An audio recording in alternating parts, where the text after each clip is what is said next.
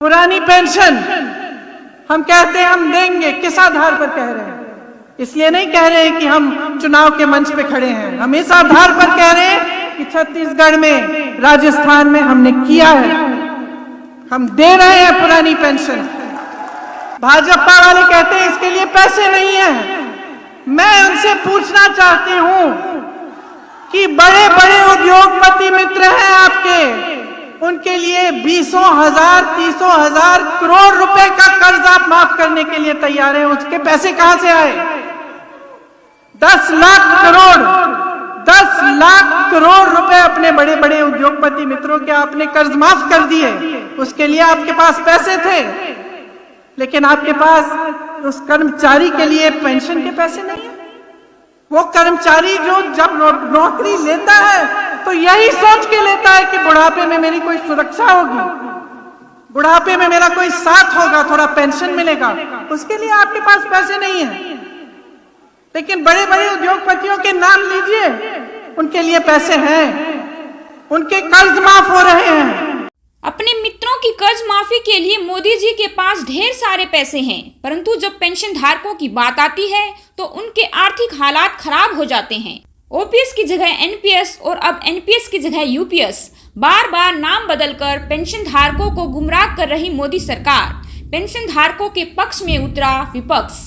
दोस्तों नमस्कार, स्वागत करते हैं आपका एक बार फिर से हमारे यूट्यूब चैनल पर। दोस्तों, सरकार के जो नुमाइंदे जो पहले एनपीएस का गुणगान करते नहीं थकते थे, वहीं यूपीएस के आने पर एनपीएस में कमियां ढूंढ रहे हैं। सच तो ये है कि सरकार पेंशन धारकों को गुमराह कर पेंशन ना देने के लिए बहाने ढूंढ रही है, और अगर ऐसा ही चलता रहा तो जल्द ही मोदी सरकार आगामी चुनाव में धूल चाटती नजर आएगी। जी हां दोस्तों, एनपीएस से अब यूपीएस को लागू कर सरकार को लगा कि वो देश भर के लाखों पेंशन धारकों को आगामी चुनाव के लिए बहला फुसला लेगी। लेकिन ये दांव तो उल्टा पड़ गया, क्योंकि जैसे ही सरकार ने यूपीएस को पेश किया, इसने पेंशन धारकों के जख्म पर मरहम का नहीं अपितु नमक छिड़कने का काम किया, और भड़के पेंशन धारक जमकर इसका विरोध कर रहे हैं।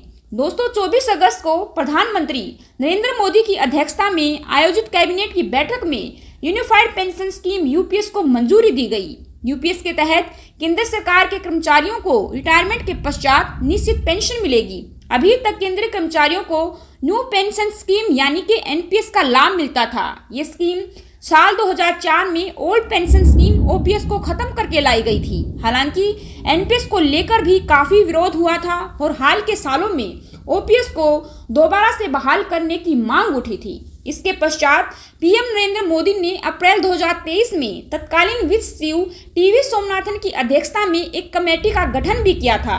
इस कमेटी ने राज्यों के वित्त सचिव, कर्मचारी संगठनों और दूसरे स्टेक होल्डर्स से बात कर यूपीएस की सिफारिश की थी, जिसे सरकार ने मंजूर कर दिया। ओल्ड पेंशन स्कीम की मांग कर रहे तमाम संगठन यूपीएस से संतुष्ट नहीं हैं, इसे एनपीएस से भी खराब करार दिया जा रहा है। उनसे बातचीत के दौरान national movement for old pension scheme के राष्ट्रीय अध्यक्ष विजय कुमार बंधु जी कहते हैं कि सरकार ने यूपीएस के लिए किससे राय ली, अपनी रिपोर्ट में क्या कहा, ये किसी को भी पता नहीं है। उनका कहना है कि यूपीएस को साल 2004 में खत्म की गई ओपीएस जैसा करार दिया जा रहा है, एनपीएस से अच्छा बताया जा रहा है, जबकि हकीकत तो ये है कि ओपीएस से कोसों दूर है और एनपीएस से भी खराब है ये योजना। इसके पीछे उन्होंने काफी सारे तर्क दिए हैं। दोस्तों, विजय कुमार बंधु जी ने कहा कि अभी जो न्यू पेंशन स्कीम यानी कि एनपीएस में 10% अंशदान कर्मचारी देता है और 14% सरकार देती है। आखिर में रिटायरमेंट के वक्त दोनों को मिलाकर जो पैसा होता है उसका 60% कर्मचारी को लौटा दिया जाता है, बाकी 40% पेंशन प्लान में जाता है। अब यूपीएस में भी कर्मचारियों को 10% अंशदान देना होगा। इसका मतलब तो ये है कि सरकार कर्मचारी का पैसा तो अपने पास ही रखेगी, अपना अंशदान भी अपने पास रखेगी, तो ये तो सीधे सीधे घाटे की बात है। दूसरा तर्क देते हुए विजय कुमार बंधु जी कहते हैं कि ओल्ड पेंशन स्कीम और न्यू पेंशन स्कीम दोनों में प्रावधान है कि 20 साल की सेवा पूरी करने के पश्चात कर्मचारी पूरी पेंशन का हकदार होगा। अब यूनिफाइड पेंशन स्कीम में सेवा अवधि 5 साल बढ़ाकर 25 साल कर दी गई है। इस तरीके से ये कर्मचारी पर दबाव डालने की बात है। ओपीएस में आखिर कुल वेतन का 50% पेंशन के तौर पर मिलता था। अब यूपीएस में आखिर के 12 माह के मूल वेतन का औसत निकालकर उसका 50% पेंशन के रूप में दिया जाएगा। अगर 12 महीने के वेतन का औसतन निकालें तो संभव है कि ये आखिरी वेतन से ही कम होगा। इस लिहाज से भी कर्मचारियों के लिए यूपीएस एक घाटे का सौदा है। ओपीएस में 7वें पे कमीशन के अनुसार न्यूनतम पेंशन 9,000 रुपये बनता था। अब यूपीएस में न्यूनतम पेंशन 10,000 रुपये रखी गई है। ये भी तो एक घाटे का ही सौदा है। एनपीएस में कुल जमा पूंजी का 60% कर्मचारी को मिलता था। अब यूपीएस के अंतर्गत जमा पैसे में से कर्मचारी को कुछ भी नहीं मिलेगा। एक तरीके से कर्मचारी को हर तरीके से घाटा ही घाटा है। दोस्तों, यूनिफाइड पेंशन स्कीम से असहमति जताने वाले एम्प्लॉय यूनियन की एक और दलील है कि उनका दावा है कि अगर किसी कर्मचारी ने 60 साल से पहले स्वैच्छिक सेवानिवृत्ति यानी कि वीआरएस लिया है तो उसे पेंशन के लिए 60 की उम्र पूरी करने का इंतजार करना होगा। मान लीजिए किसी कर्मचारी ने 54 साल की उम्र में वीआरएस ले लिया तो उसे ग्रेच्युटी और लमसम अमाउंट तो मिल जाएगा, जबकि पेंशन के लिए अगले 6 साल तक उसको इंतजार करना पड़ेगा। National mission for old pension scheme के राष्ट्रीय अध्यक्ष मंजीत सिंह पटेल जी कहते हैं कि एनपीएस में प्रावधान है कि अगर कर्मचारी की सेवा के दौरान मौत हो जाती है तो उसके परिजन को सैलरी का 50% पेंशन के रूप में मिलेगा। यूपीएस में भी ये प्रावधान था। एक तरीके से कर्मचारी को हर जगह घाटा ही घाटा होने वाला है। तो सरकार यूपीएस की जो योजना लेके आई है वो पेंशन धारकों के हक में बिल्कुल भी नहीं है। विजय कुमार बंधु जी का कहना है कि यदि सरकार एनपीएस की जगह यूपीएस का विकल्प दे सकती है तो फिर ओपीएस का विकल्प देने में क्या दिक्कत है।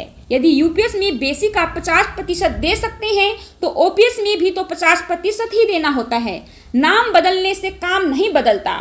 अभी तक एनपीएस की तारीफ की जा रही थी, अब यूपीएस की, जबकि सच तो ये है कि ओपीएस ही सामाजिक सुरक्षा का कवच है और बुढ़ापे की लाठी है। तो दोस्तों, कर्मचारी संगठन और अब तो विपक्ष भी पेंशन धारकों के हक में आ गया है। सभी की एक ही डिमांड है कि हमें पुरानी पेंशन की बहाली की जाए। ना तो हमें एनपीएस चाहिए, ना ही हमें यूपीएस चाहिए। हमें हमारी पुरानी पेंशन ही चाहिए और उसको लेकर ही हम दम लेंगे। और अगर सरकार ने ऐसा नहीं किया तो आने वाले आगामी चुनाव में मोदी सरकार को इसका खामियाजा भुगतना ही पड़ेगा। दोस्तों, आपका क्या कहना है इसके ऊपर कमेंट सेक्शन में कमेंट कर हमें अपनी राय जरूर दें। अगर वीडियो पसंद आई हो तो वीडियो को लाइक कर ज्यादा से ज्यादा साथी दोस्तों के साथ शेयर जरूर करें। आज की वीडियो में बस इतना ही। जल्द ही हाजिर होंगे एक नई वीडियो के साथ। तब तक के लिए बने रहे हमारे साथ। धन्यवाद। जय हिंद, जय भारत।